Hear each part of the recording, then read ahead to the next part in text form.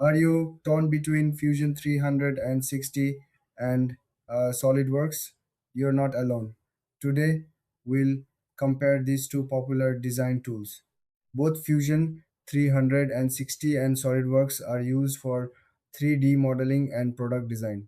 They help engineers and designers create detailed models and prototypes. But how do they stack up against each other? Let's start with Fusion 360. This tool is known for its cloud-based features. It allows users to collaborate easily with others. Fusion 360 is great for both beginners and experienced users. It offers a user-friendly interface and a range of tools for various design needs. Now, let's look at SolidWorks.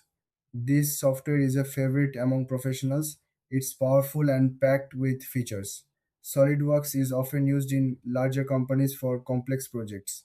It has advanced simulation tools and is highly customizable, making it perfect for detailed engineering tasks.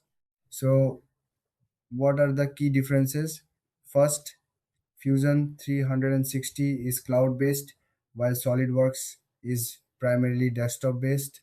This means you can access Fusion 360 from anywhere, but SolidWorks requires installation on a specific computer.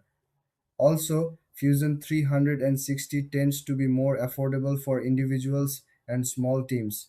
SolidWorks, on the other hand, is often more expensive but offers extensive features for larger organizations.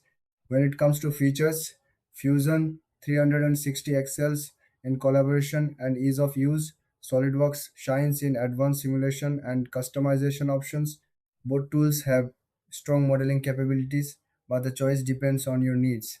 In terms of pricing, Fusion 360 is generally more budget friendly, especially for startups. SolidWorks can be pricier, but it offers robust support and features for serious projects. In conclusion, if you're starting out or need something collaborative, go for Fusion 360. If you're in a professional setting and need advanced tools, SolidWorks is the way to go.